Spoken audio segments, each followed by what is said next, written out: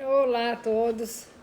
Bom, chegando agora mesmo, até tirar os óculos aqui, porque hoje foi um dia meio complicado, com muito trabalho. Só deu tempo mesmo de no caminho passar um batom, que nem isso já não tinha mais. Pronto, então estou aqui ainda com a garganta meio chata. Vamos hoje conversar de umas coisas interessantes, tá bem? Ai, os meus queridos que estão chegando aqui por aqui, Ana Sofia, um beijinho grande, Ana Sofia. Anabela tá aí, que bom. Olga, Maria, pronto, ótimo. Que bom, Anabela, que estás aí. Então é assim, hoje nós temos um assunto com um pouquinho de atraso. Andei aí com uma gripe que não era Covid, graças a Deus. E ainda tô com a garganta assim meio incômoda. Então assim, para quem tá chegando agora, vamos falar hoje sobre as chaves ou os detalhes que nós podemos fazer para fazer a manutenção de peso depois de um procedimento bariátrico, tanto a cirurgia bariátrica como tal, que é o nosso foco principal nessa conversa, mas também nos outros tipos de procedimento, como o endosleeve, que é chamado método Apollo, nesses outros procedimentos, digamos assim, que tem tendência a que a pessoa baixe de peso e depois tem que fazer uma manutenção. E até mesmo quando a gente pensa em dietas especificamente, ok? Por quê? Porque muitas vezes você faz uma dieta e muitas vezes chegam os pacientes, olha, eu vou tirar isso aqui porque na realidade eu nem estou chegando mesmo agora, correndo. Deixa eu tirar que agora já entrei em calor, porque eu vinha com um pouquinho até de frio. Então é assim, muitas vezes os pacientes comentam, olha, tem um aquecedor ligado aqui embaixo, porque eu tô com frio. Muitas vezes os pacientes comentam que fizeram uma dieta, baixaram 30 quilos e foi maravilhoso e de repente subiram de peso. E na realidade isso é uma pena que esse tipo de situação aconteça e acontece até com uma frequência muito grande. E a ideia que a gente queria conversar com vocês hoje era justamente para tentar evitar esse tipo de situação, tanto na cirurgia quanto em qualquer tipo de procedimento.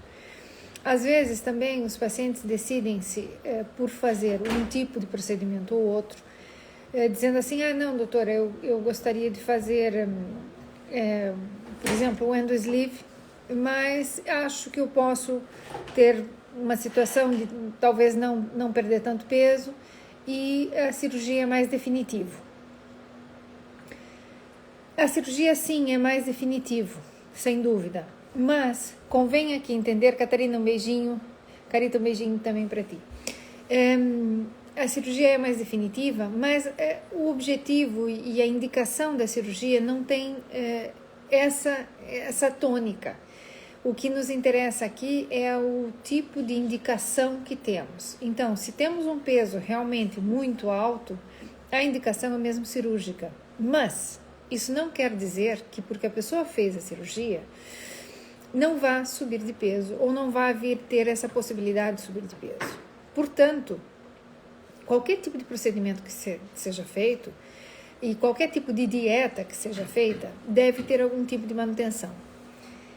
Muitos dos que estão aqui escutando isso, ou desconhecidos, já fizeram dietas e voltaram a subir de peso. Então a ideia é justamente parar com essa situação do ioiô, de subir e baixar, que isso é péssimo para o organismo, não só para os tecidos ficam laxos, ficam frouxos, ficam em umas condições péssimas, mas sobretudo na questão da parte mesmo nutritiva e nutricional, digamos assim, no ponto de vista dos micronutrientes, das vitaminas, porque o efeito de subir e baixar não é só o peso que muda uma série de situações a nível corporal que não é nada positivo. Então, começando e pensando nisso, é muito importante que a pessoa, que o paciente ou que nós façamos algum tipo de restrição, muito bem, seja ele qual for, mas que trabalharemos aqui especificamente a manutenção não só da vontade de manter o peso baixo, mas daqueles pontos que são aqui prioritários. Por exemplo, em geral, as pessoas que têm sobrepeso não gostam de fazer exercício. Por quê?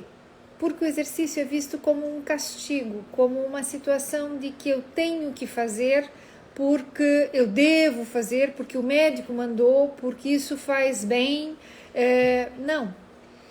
O exercício tem que ser visto como, primeiro, um momento único exclusivo da pessoa. Pode estar em equipas e fazendo desporto de equipa. Desporto de equipa é ótimo, mas cada um faz o seu.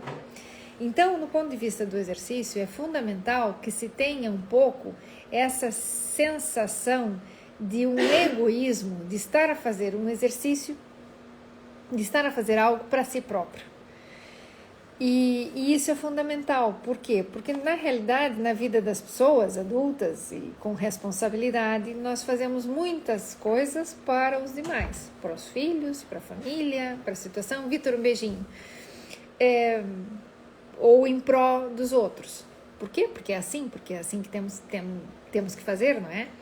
E então, o exercício, quando é visto como uma válvula de escape, quando é visto como um momento único meu, ele passa a ser um elemento de prazer, ele passa a ser um elemento que ajuda, que me ajuda a desconectar, que me ajuda a ter ideias. Exatamente, aqui o Vitor está dizendo que o exercício é uma terapia. E efetivamente é. De fato, vou lhes contar uma coisa. Eu adoro andar de bicicleta, eu gosto de correr e tal. Quando eu ando de bicicleta, eu tinha que ter um gravadorzinho para ir gravando o que eu vou pensando, porque eu venho cheia de ideias. Enquanto estou a andar de bicicleta, tenho imensas ideias de projeto, ideias de coisas para fazer, ideias de dietas, ideias de planos, ideias de imensas situações que isso acontece quando você faz o exercício, quando você está um pouco conectada consigo mesmo. E quando a gente consegue isso, o exercício passa a ser parte da tua vida como uma benesse, como uma situação extremamente benevolente. Deixa de ter o cariz de sofrimento, de dor, de incômodo, de que eu tenho que fazer. Não. E passa a ser um elemento chave nessa manutenção do peso. Esse é um fator aqui, fantástico. Além do que, quanto mais exercício você faz, exercícios que sejam, não estou dizendo em quantidade, mas em processos repetitivos, ou seja, quanto mais frequente for o exercício, mais interessante isso é para o corpo e mais benevolente. Então, menos tempo e mais vezes é melhor do que muito tempo e poucas vezes, que é aquilo que a gente fala dos os guerreiros de fim de semana, que são aquelas pessoas que só tem artigos científicos falando disso, dos warriors, dos weekend warriors. Muitos artigos científicos muito interessantes falando justamente disso, que efetivamente são pessoas que não fazem nada de exercício nunca, durante a semana nada, e no fim de semana fazem aquelas, ou cada 15 dias fazem muito exercício. Isso também não é bom, porque levamos o corpo a estar num estado de estresse mais agudo. O exercício faz um estresse agudo e por isso é importante que ele seja frequente em menor quantidade para ir entrando num aspecto adaptativo. O exercício em si, se a gente for ver ele de uma forma simples e pura e dura, é um momento de muita oxidação celular, não é positivo, ok? Mas, se ele for feito de forma frequente, ele entra no processo adaptativo do corpo e faz com que você tenha elasticidade, com que você tenha melhor circulação sanguínea, que você tenha melhor circulação de todos os elementos corporais, em que você melhore o acoplamento e efetivamente o metabolismo de uma maneira adequada em que você comece a aumentar a queima de gordura depositada e a tua taxa metabólica basal, ou seja, as quantidades de calorias que nós gastamos para estar vivos, nada mais assim vendo televisão, assistindo televisão ou um programa desses, muda completamente. Nós conseguimos fazer isso mais alto. Ao fazer mais alto, o que é o grande lance disso? É que eu posso efetivamente ter uma ingesta calórica até mais alta, porque o meu metabolismo gasta mais, de forma natural. Então, aquelas pessoas que começam a assumir o exercício como um momento de exclusividade, um momento que pode ser custoso, mas sempre, eu garanto-vos, sempre vai ter um momento de prazer depois do exercício, salvo uma exceção que você tem uma lesão qualquer, pronto, aí te dói. E até te arrepende de ter feito. Mas nós estamos falando de coisas normais. Então, quando isso acontece, isso é a chave mesmo, número 1, para que nos enganchemos com o exercício. Por isso que a gente diz que, de repente, o exercício traz um bichinho e você fica contaminado com aquele bichinho e não consegue parar. Além do que, o exercício faz uma coisa. As pessoas que estão muito... Helena, um beijinho, boa noite para ti. As pessoas que estão muito paradas têm dores por tudo. Quando você começa a fazer o exercício, mesmo pessoas idosas, mesmo pessoas com idade, que estão muito tempo sentadas e tal, começam a fazer exercício, a musculatura acorda, começa a tonificar e se sentem muito melhor. Então, o exercício traz essa sensação de juventude, que é uma das coisas que a gente não pode perder. E com essa juventude ou essa sensação, nos melhora os neurotransmissores. Ao melhorar os neurotransmissores, nos aumenta a serotonina, que é uma hormona do prazer. Quando nos aumenta a serotonina, ela é precursora também de outra hormona, que é a melatonina. Então, você acaba também dormindo melhor, porque ela estimula toda essa parte, mesmo da produção da glândula pineal, que produz a melatonina, e ela acaba fazendo com que você tenha cada vez mais prazer, se sinta mais vivo, empurra qualquer tipo de situação depressiva. Então, quando temos situações que nos podem levar à depressão, o exercício faz com que isso diminua a intensidade e a percepção nossa passa a ser muito melhor. Vale um beijinho. Então, esse é o grande... Obrigado pelos coraçõezinhos, adoro. Isso é uma grande diferença quando a pessoa vai fazendo esse tipo de exercício e que seja rotinário. Quanto mais frequente, mais interessante fica o exercício, mais vontade eu tenho de fazer. Então, eu não ia começar a conversar com vocês justamente falando do exercício, tá? Não ia. Por quê? Porque é uma coisa que custa. Efetivamente, custa termos um pouquinho de tempo para isso. Mas é um dos elementos que faz mais diferença no ser humano como um todo, que trabalha na nossa parte psicológica. Que eu acho que esse sim é um elemento aqui para ter foco, porque nos altera as nossas sensações. E quando altera as sensações, é ao que vamos. Então, esse é o número 1. A chave número 1, anotem aí, é o exercício. E de fazer... Tatiana, hoje eu não esqueci de ti, tá bem? A Tatiana me escreveu, eu não pude responder ainda para ela, porque foi toda uma correria até chegar aqui. Mas eu logo que termine, vou aqui conversar com ela. Então... Esse é um fator aqui que muitas vezes é difícil dentro do esquema de vida das pessoas que tirem um momentinho do exercício. O Vitor está aqui a dizer que o exercício físico é um dos melhores. Está me mandando um artigo, depois eu vejo. Então, efetivamente, temos que tomar o exercício como uma muleta positiva e que nos leva adiante. Por quê? Porque interfere do ponto de vista psicológico e interfere na nossa percepção dos problemas. Há vários estudos e vários artigos em que as pessoas que fazem exercício têm melhor resolução dos problemas, porque chegam a situações de resolver situações complexas de uma forma melhor. Hoje em dia, numas entrevistas de trabalho, se vocês forem fazer ou têm feito ultimamente, os soft skills, esses pequenos detalhes, se você fez desporto, se você faz coisas em grupo, se você já fez artes marciais, todas essas coisas contam muito do ponto de vista e para essas pessoas que fazem esse tipo de avaliações, funciona justamente em como a pessoa consegue ter resiliência e consegue resolver os problemas desta forma. Olha, a Sheila está me fazendo aqui uma pergunta que é fantástica. Rodrigo, um beijinho para ti. A Sheila está dizendo assim, a partir de quanto tempo da cirurgia bariátrica pode-se fazer a dança como um exercício? A dança é fabulosa como exercício, é fabulosa. E pode ser feita já terminando o primeiro mês. Eu gosto sempre de dizer que são 40 dias.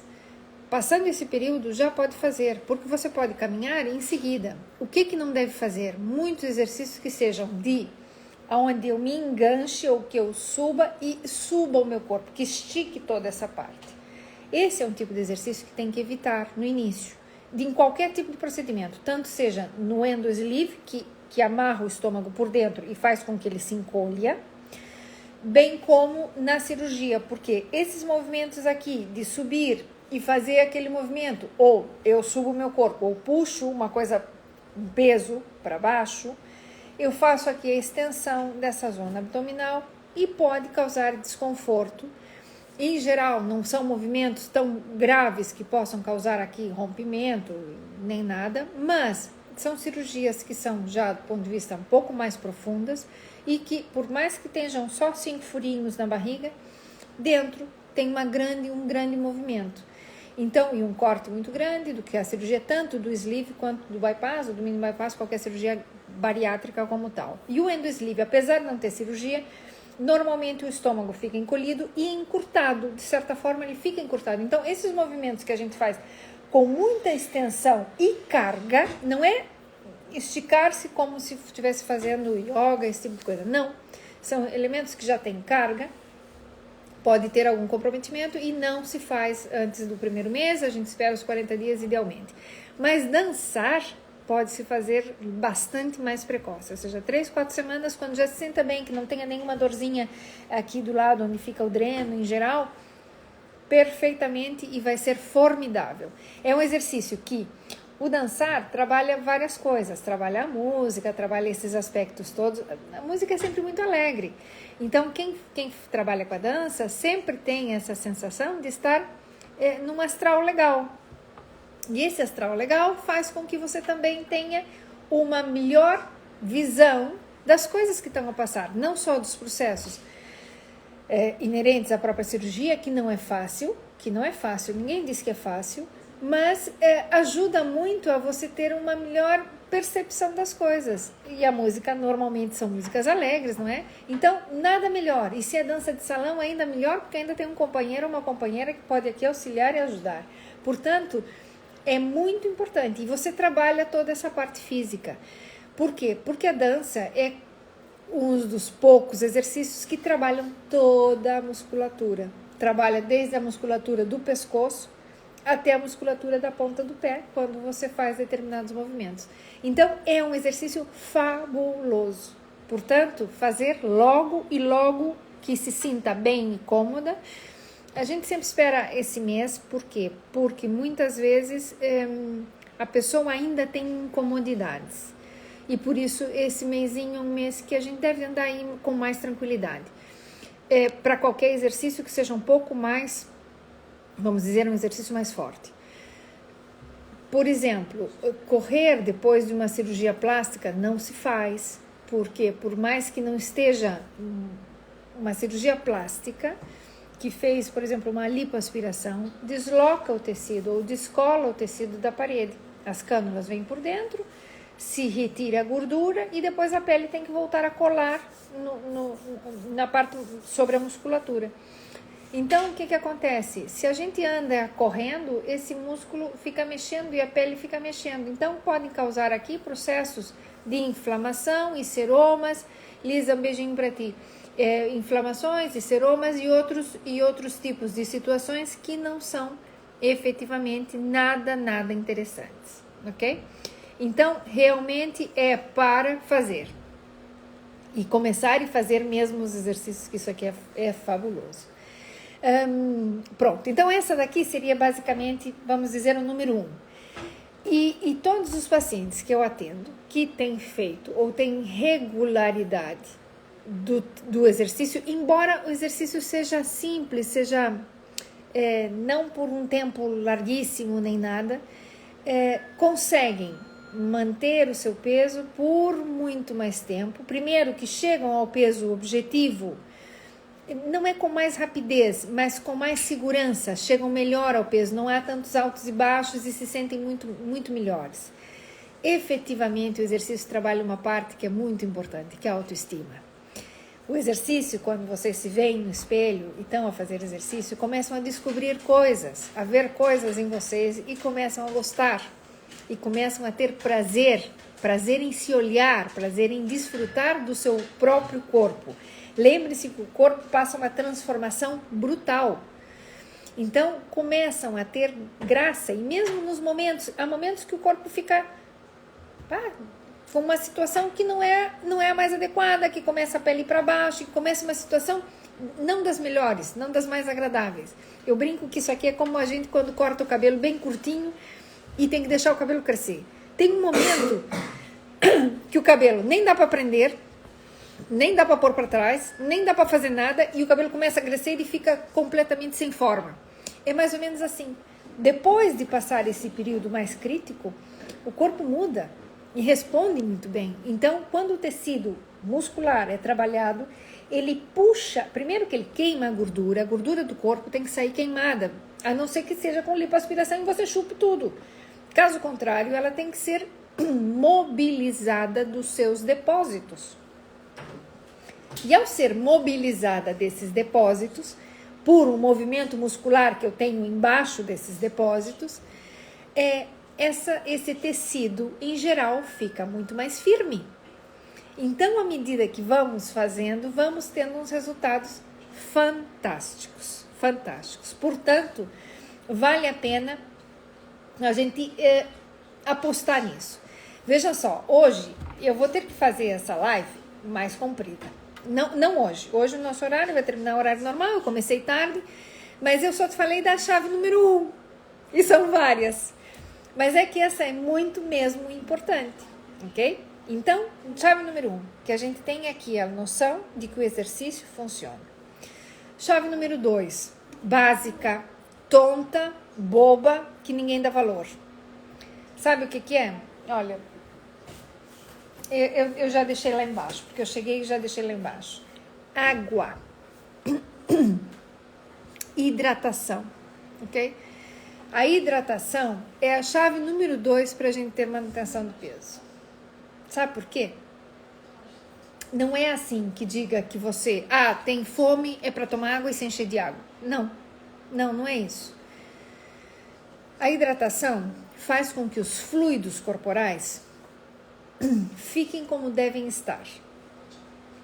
Quando você toma muita água, você tem lacrimejamento dos olhos normal, você tem a boca úmida, que é assim que tem que ser, os órgãos genitais têm a sua umidade natural, a sua pele está bem, o cabelo fica bom, você tem brilho na pele e brilho nos olhos.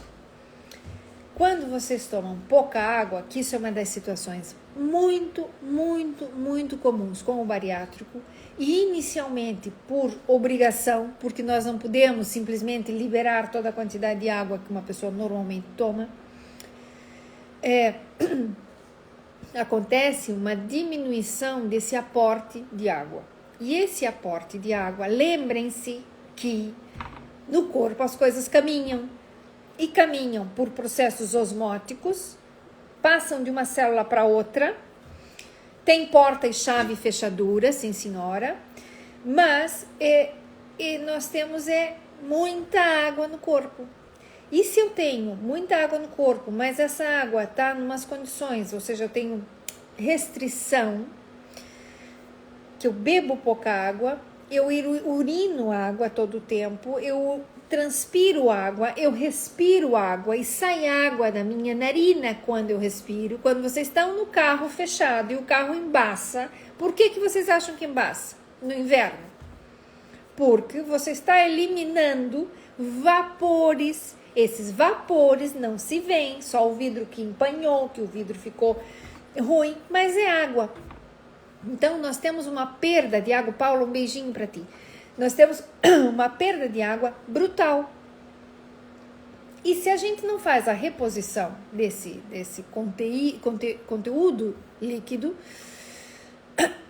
nós acabamos tendo fluidez, ou seja, tudo aquilo que tem água e que é necessário para o corpo, vai ficando espesso, porque a água é necessária para circulação sanguínea, é necessária para muita coisa. Então, voltamos a trabalhar em prioridades. Quando trabalhamos em prioridades, o que acontece? Os fluidos, ou as coisas que são menos importantes, ficam com uma dificuldade de estarem tão fluidas. Portanto, o que acontece? Fico com um espessamento de muco, fico com uma produção de muco maior, tenho ressecamento dos olhos, da boca, do cabelo, da pele, dos órgãos genitais, lubrifica-se com mais dificuldade. Tudo isso interfere de forma brutal até na circulação e na absorção das vitaminas. Então, como a Lisa estava aqui, a doutora Maria Elisa, quando a gente falou alguma vez do hercêutico, do cabelo, não sei o quê, nós temos que ter água para levar a vitamina até o bulbo capilar que está aqui, e também a unha que está aqui, e a unha do pé que está lá embaixo. Os nutrientes passam de uma forma, nós consumimos, alguns vão para a parte linfática primeiro, vêm para o ducto torácico, vão para o fígado, são metabolizados e aí vão para a corrente sanguínea. As vitaminas e os minerais que não são lipossolúveis, que são o complexo B e a vitamina C, nós comemos e elas já vão para o sangue, ok? Nós podemos dar injeção de vitamina direto na veia, ok? Muito bem, não há nenhum problema. O detalhe é que, para ela chegar no bulbo, ela tem que ir pelo sangue. O sangue depois tem capilares muito fininhos lá para cima, lá pertinho do couro cabeludo, vai ter capilares muito fininhos. Se tudo fica espesso, eu tenho mais dificuldade de fazer chegar, além de todos os processos que o sangue muito grosso conleva. Quando nós temos um bariátrico, nós temos muita gordura no corpo. E essa gordura tem que ser metabolizada, ou seja, esse sangue vai ter um teor de gorduras mais alto enquanto estamos a perder peso. Por quê? Porque eu tenho que queimá-la de alguma forma, certo? Então, eu vou ter um processo do fígado aqui que vai estar, não em sofrimento, mas ele vai estar trabalhando a sério. É como uma fábrica trabalhando com 4 turnos, 24 horas por dia, não 3 turnos, 4. Ok? 24 horas por dia, ou seja, com essa situação. Aqui me comenta a Sheila dizendo assim, que os bariátricos têm dificuldade de distinguir se está com fome ou se está com sede. Depois de comer, quanto tempo é aconselhável ingerir água? Então é assim, é muito real o que estás a falar, é perfeito, ok? E Sheila, te agradeço por esse detalhe, porque é justamente isso. Muitas vezes nós não sabemos, e não só bariátrico, tá? Isso acontece com qualquer pessoa. Nós não sabemos se efetivamente temos sede ou temos fome. E às vezes o que temos é sede. Só que nosso organismo nos impele a comer qualquer coisa, porque há muitos alimentos que são riquíssimos em água. Nunca vos passou que vocês de repente têm vontade de comer uma fruta, um melão, um ananás, uma coisa assim? Outro dia eu cheguei com vontade de comer laranja. Não é que a laranja, podia ser laranja, ananás, uva, o que fosse. Frutas que têm água. Por quê? Porque você está há algum tempo sem tomar água mas você vai comer a fruta. Na realidade, você não está com fome. Muitas vezes você tem sede. Então, o bariátrico, sim, uma coisa que ele não pode fazer é comer e beber ao mesmo tempo. Ou come ou bebe, ok? Então, o que a gente fala? Bebam antes da refeição. De qualquer refeição, bebam primeiro água. Não é para matar a fome, não, é para hidratar-se. Por quê? Porque vamos ter que esperar um pouquinho depois de comer. E o que acontece com o bariátrico quando come, e comeu bem, e de repente decide que vai tomar um pouquinho d'água, volta e acaba vomitando ou regurgitando, não é um vômito, é um regurgitar, só água. A comida ficou, mas a água que ele tomou depois caiu mal, ou seja, voltou. Muito comum. Ontem mesmo na consulta, uma das pacientes comentava justamente isso. Então, essa é uma situação aqui que Ruth, um beijinho para ti. É muito importante da gente tentar lidar com essa situação. Então, quanto tempo depois de comer? Pelo menos uns 15 minutos, se for refeição sólida, seca, uns 15 minutos, 15 a 20 minutos já pode comer. Se é uma refeição mais suave, já consegue comer esperando um pouquinho, que sinta que passou muito bem, então já consegue tomar uns golinhos d'água e passa tudo bem. Mas o ideal é bebam um pouquinho antes de comer, bebam, esperem um pouquinho, pronto, nesse meio tempo, entre servir o prato, arrumar as coisas e tal, vão fazer a sua refeição e passa lindamente, até esqueceram que tomaram água. Esqueceram por quê? Porque caiu lindamente. A água passa de forma fácil. A comida só passa para o intestino quando ela tem uma concentração adequada que abre a porta da válvula que separa o estômago do intestino. No bariátrico, isso é uma pessoa normal, é sempre assim. No bariátrico, isso complica-se um pouquinho, mas enquanto não está a situação adequada, a nível de concentração, de que a comida esteja mastigada e triturada e misturada com os ácidos e com as enzimas que temos, que as enzimas começaram aqui na boca, depois tem outras enzimas que são produzidas mais lá que vão para o intestino, nós temos mais dificuldade. Então, é bem normal isso acontecer. Portanto, é importantíssimo que bebam água, esperem um pouquinho, vão fazer a sua refeição, comam, estão com sede e bebam água. E nos intervalos das refeições, bebam muita água. Muita água dentro do que se pode. Vamos lá. Bariátrico na fase 3, digamos assim, que está tomando mais ou menos 80 ml de água. Toma os 80 ml de água. Já está. Espera um pouquinho, toma outra vez. E tomem devagarinho, porque a água vai descendo, senão a água cai como uma pedra. Para quem é bariátrico, tomar um gole d'água assim, grande, cai mal. Cai mal, ninguém sabe explicar muito bem isso por quê, tá? Eu acho que tem a ver com a própria... O estômago era grande, o estômago fica pequenino. A água tem um aspecto que você toma, ela cai, ela escorre por dentro, ok? Se a gente toma água gelada, percebe isso perfeitamente. Se toma água quente, percebe perfeitamente. Então, ela cai no estômago, o estômago fica muito cá em cima e faz uma pressão importante aqui, por causa da gravidade. Então, tomar água devagarinho funciona muitíssimo bem, ok? Exercício. Segundo, hidratação.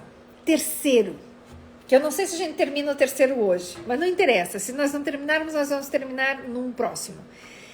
Nós temos uma visita, antes que eu me esqueça, nós temos uma visita importante na próxima terça-feira. Então, não deixem de assistir, que vai ser ótimo, porque é um pouco uma compensação do que estamos a fazer agora, para a gente trabalhar outra parte na semana que vem, que também entra, na realidade, um pouco nessas chaves e de como ter o sucesso de manter o nosso peso por mais tempo. Fátima, um beijinho para ti, que bom que você apareceu. A Fátima não falta nunca, é uma querida. Então, é assim...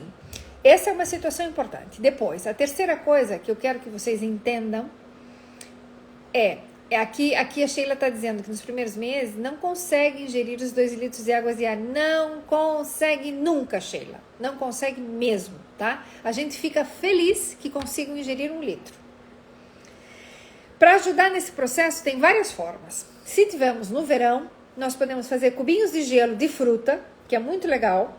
E você vai chupando aquilo e dá a impressão, e quando vê, são 20 a 30 ml cada cubinho de fruta, cubinho de gelo, e dá ali com algum saborzinho de fruta e funciona muitíssimo bem.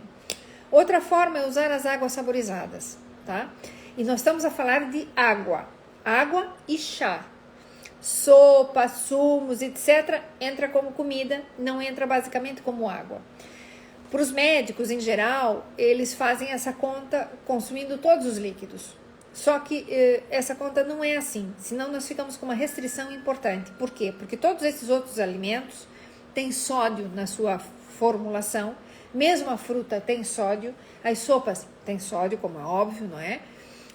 e vão acabar usando parte dessa água para o seu próprio metabolismo. Então, não é assim. Nós estamos a falar de água ou água-chá. Okay? Nem café. Café entra de outro ponto de vista. Então, água mesmo.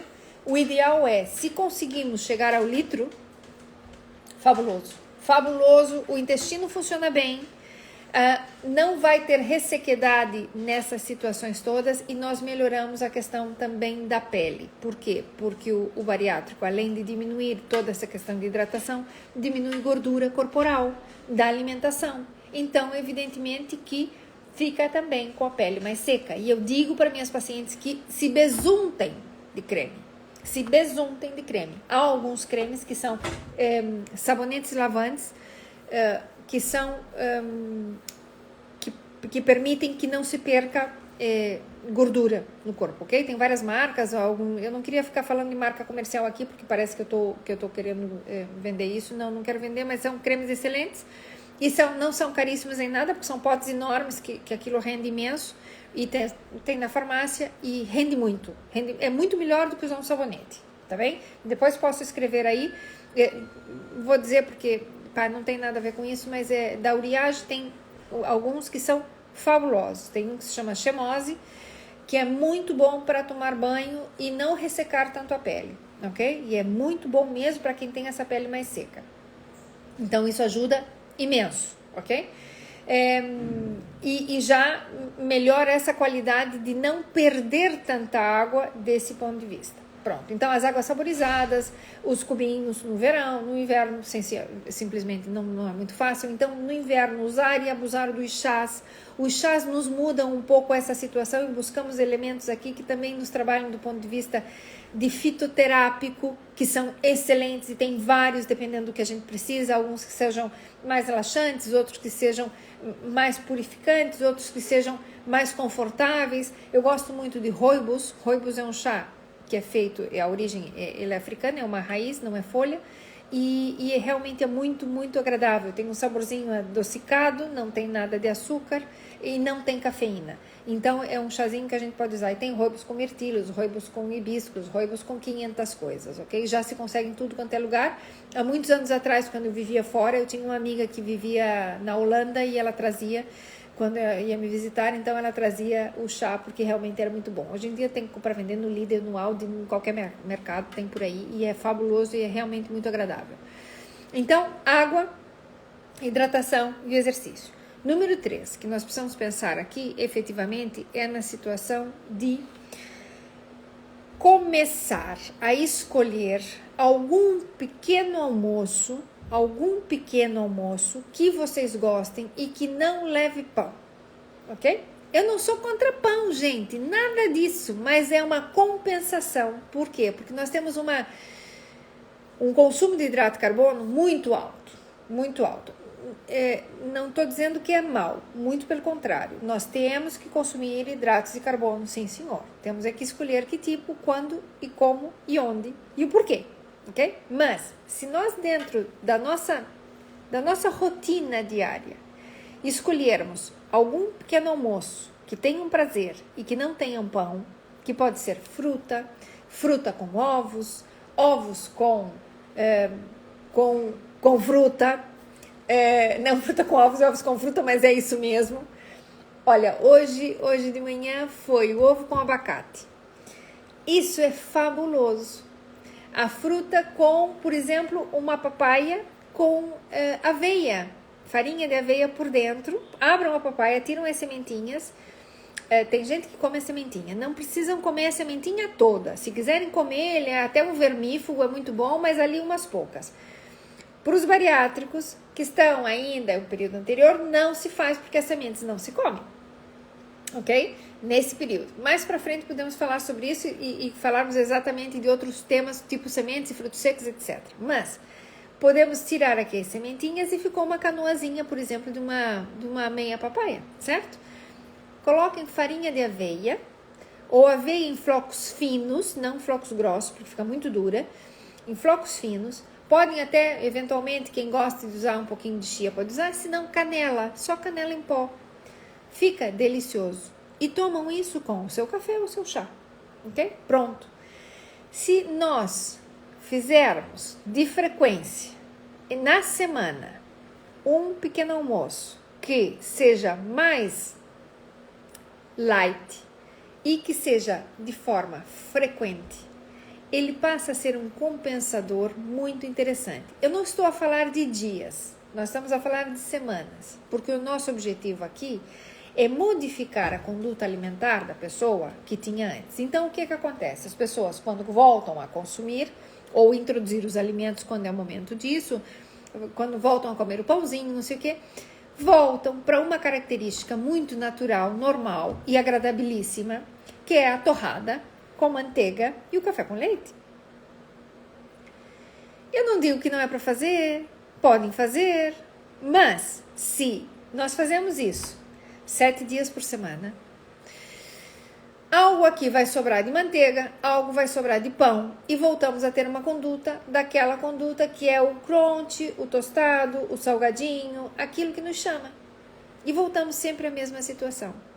Então, por que não alterarmos esse fator para, uma vez na semana, ter instaurado que o pequeno almoço nesse dia é um diferente, que não vai ser assim. Essa pequena modificação de um dia só já faz uma diferença a nível da semana importante. Então, nós podemos fazer 2 modificações, só no pequeno almoço. Não estou a alterar nada aqui. Nós precisaríamos, então, seria muito conveniente que 2 vezes na semana, um pequeno almoço. Vamos lá. Nossa semana não encurtou. O detalhe é que a semana tem 7 dias. Nós fazemos formal os 5 que trabalhamos. Depois, fins de semana, são informais. Informais em que ponto de vista? Que ou a pessoa levanta tarde, e muitas vezes, há muitos pacientes e há muita gente que faz poucas vezes o pequeno almoço. Eu não posso ficar sem ele. Independente da hora que eu acorde, eu faço meu pequeno almoço. Se eu vou almoçar, almoçarei mais tarde. Ou se eu dormir até mais tarde, almoçarei mais tarde. Mas o meu pequeno almoço, para mim, é sagrado. Então, muitas vezes, essa é uma situação que as pessoas não fazem, mas tentar instaurar 2 dias, então, de segunda a sexta-feira, 2 dias que sejam diferentes da grande normalidade, do que estejam a fazer, que seja diferente do padrão que vem fazendo. Só esses 2 dias faz uma mudança, porque muitas vezes as pessoas pensam nas mudanças só do ponto de vista calórico. Eu não estou a falar de calorias. Eu posso até manter o pão, mas eu estou a falar de nutrientes. Então, é diferente o pão com manteiga. Eu amo pão com manteiga. Eu atravesso a rua de joelho para comer pão com manteiga, ok? Que fique claro. Mas, se eu comer pão com manteiga todo dia, não vai dar certo. Porque meu colesterol no final do mês vai estar alterado, tá? Então, não vai dar muito por aí.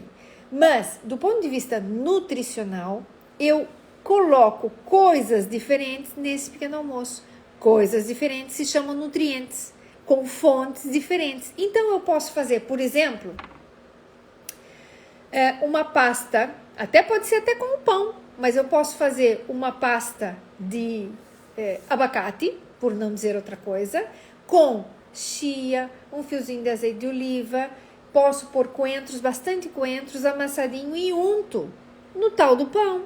Mas eu posso untar numa esferovite, numa bolachinha dessas, esferovite diferente, pronto. Esferovite é maneira de dizer, né? Nós estamos a falar aquelas bolachinhas de trigo ou arroz inflado.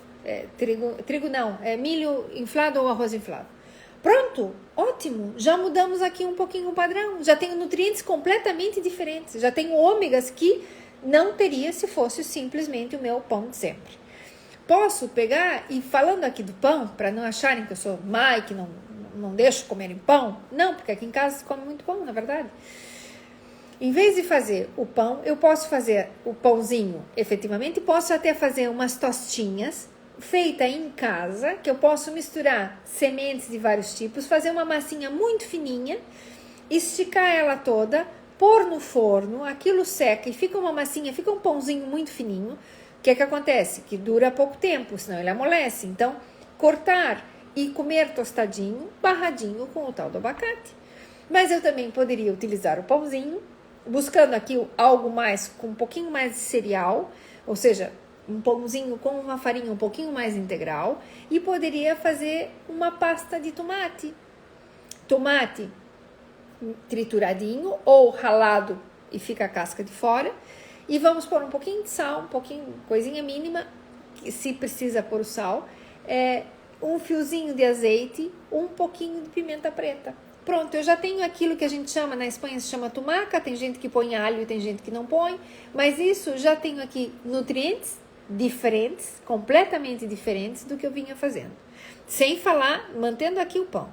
Se eu já troco o pão e faço, por exemplo, qualquer outro, olha, um omelete, eu já tiro aqui o hidrato de carbono, que eu tinha a mais, e coloco um pouquinho mais de proteína, e nessa proteína eu posso pôr, por exemplo, cogumelos.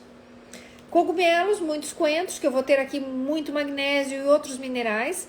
Corto aqui filetadinho, trituro, bato e como aqui o meu omelete. Pronto, e tomo com o meu chazinho. E fica maravilhoso. Posso pôr queijo, posso não pôr, etc. Ok? Dependendo da ideia aqui ou do que é. Então, sim, 2 dias na semana eu já contrabalanço não só as calorias, mas entro aqui a instaurar nutrientes diferentes. E esse é outra chave dos problemas. Por quê? Explico. Quando nós temos, por mais que sejamos bariátricos, que consumamos as vitaminas diariamente, a biodisponibilidade de uma vitamina sintética é diferente de uma vitamina que tem componentes naturais e que é diferente do alimento que vai ser consumido in natura, ok? E vai ser diferente para aquele paciente que tem, efetivamente, boas bactérias no intestino. Por quê? Porque, por exemplo, a vitamina K, que é extremamente importante para a saúde do osso, só que a gente não fala muito dela, fala-se pouco. Osso a gente só pensa é cálcio, que é branco. Leite, cálcio é branco. Branco é osso, osso só tem cálcio. Não, mentira. Não é isso. Tem muito mais coisas. Ruth, isso é boa ideia para ti. Então, vejam lá. Se vocês fazem isso, a própria vitamina K, ela é absorvida no intestino, mas ela precisa das bactérias para serem absorvidas que vão trabalhar com ela. E vão realmente ter uma biodisponibilidade dessa vitamina em função das bactérias que se tem no intestino.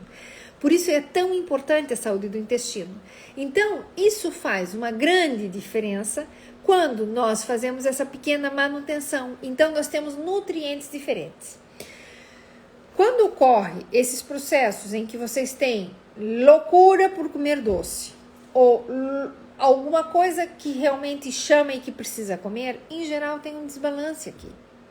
E as pessoas às vezes largam dos padrões alimentares porque chegam num déficit e até em dieta normal, que a pessoa tem uma absorção normal e tudo. Por quê? Porque é sempre não só a monotonia alimentar, mas a monotonia nutricional. Então temos déficits de nutrientes que são necessários para as reações metabólicas no corpo. Isso é bioquímica pura. Mas é isso justamente que nós fazemos. Então, a gente precisa aqui alterar isso. Olha, a Patrícia aqui está com um problema, ela está comentando que ela está bariátrica e tem 1 mês e pouquinho de cirurgia e tudo que come está a vomitar. Bom, Patrícia, primeira coisa, temos que conversar, isso aqui realmente é uma conversa séria, porque pode ter aqui uma espécie de uma gastrite, tem que ver se está fazendo algum protetor gástrico. Nesse momento é necessário omeprazol, pantoprazol, a família dos prazóis, desses medicamentos que eles diminuem a produção de ácido, porque eles atuam sobre uma bomba que a gente chama de prótons, que é quem produz os ácidos dentro do corpo. Eles inibem essa produção de ácido, esses medicamentos. São necessários em algumas circunstâncias. Não deve ser tomado para o resto da vida, tá? De jeito nenhum. A gente tem que, depois de certo tempo, tem que tentar ir tirando esses medicamentos e ter uma alimentação normal. Mas no processo pós-operatório é necessário, porque nós temos que controlar a produção de ácido do estômago, porque eu tenho um processo de cicatrização. Senão, é difícil cicatrizar. Por quê? Não é impossível, mas é mais difícil porque a própria cicatrização, o ácido vai lá e vai desfazendo essa proteína que está acabando de ser produzida para cicatrizar. Então, se usa efetivamente os omeprazóis, eu estou falando aqui de uma maneira muito parca, não é? Para que chegue, não é indo ao grão da questão bioquímica, porque não interessa, mas para terem uma ideia. Então, o que pode estar acontecendo é que estás a fazer uma pequena gastrite e tudo que chega no teu estômago acaba vomitando. Então, tem que realmente cuidar nesse ponto. Ver se, Rita, a Patrícia, se está efetivamente fazendo algum tipo de protetor gástrico, ok? Que é importante que o faça. E se não, reestruturar um pouquinho a sua alimentação, para que comecemos assim, tipo borrão em conta nova, ou seja, começar do zero e alimentando outra vez devagarinho, com alimentos que sejam o menos agressivos possíveis para essa situação. Menos agressivo possível é melhor. Por que a fruta cai bem? Porque a fruta, em geral, tem teor de gordura zero, não tem, muito baixa. Há frutas com teor de gordura, mas em geral não há aqui grande processo e que a gente consegue efetivamente melhorar a tua alimentação, tá? Pronto. Isso, exatamente. A Patrícia está comentando que ela começou a fazer o protetor gástrico. Exatamente. E você vai ver uma melhoria enorme nessa situação, tá? E agora vamos de menos a mais. Então, nada de cítricos, nada de alimentos que sejam irritantes. E começando assim, quantidades pequenas, mais vezes ao dia. E depois a gente vai conversando. Se precisar de alguma coisa, avise que a gente conversa no privado e vamos tentando te orientar para poder solucionar essa situação. Então, vejam bem, voltando aqui para a nossa conversa, nós vamos ter que parar a conversa por aqui, porque eu já estou exagerando e passando do tempo, e eu já descobri que eu sou uma chata falando, né, que eu falo demais. Manda assim, pode mandar que a gente conversa. Então, é assim, número 3, são mais, hein, mas nós vamos ter que conversar outro dia. O número 3 é que nós instauremos dentro da nossa semana 2 dias na semana com uma alimentação diferente. Vão ver o que o organismo agradece isso, ok? Agradece. E uma coisa que eu vou lhes dizer, eu sou muito desconfiada, ok? Essa é a palavra, de que quando a gente compre alimentos orgânicos, sejam orgânicos. Temos que exigir que sejam orgânicos e precisamos de alimentos orgânicos. Então, efetivamente, tentar que o tomate que façam, plantem aí, eu tenho o tomatinho aqui no jardim e deu o tomate. Ah, não eram lindíssimos e grandíssimos, não, mas eram os meus e não tinham veneno, ok? Então, tentar essas coisinhas muito básicas, tentar buscar elementos que sejam de preferência orgânicos, frutas e vegetais orgânicos, e vocês vão ter aqui uma grande modificação alimentar. Por quê? Porque em vez do organismo ter que se defender de agrotóxico e pesticida, o fígado vai funcionar para o que ele tem que fazer. Desintoxicar o que está intoxicado, mas melhorar e dar esse processo aqui metabólico que funcione. Então, quando a gente põe os nutrientes adequados, a gente não tem essas monotonias nutricionais e conseguimos aqui repor coisas que estavam nos potes baixas. E a gente consegue efetivamente melhorar essa situação de manutenção da dieta. Porque então não é sempre chata a mesma coisa, que daí que você sai disso e já tira a toalha e como uma coisa não funcionou ou que voltou a comer pão, agora que eu voltei a comer pão, vou largar tudo e já não faço mais nada. Não, esqueçam disso. E um dia depois do outro, a gente faz um dia de cada vez.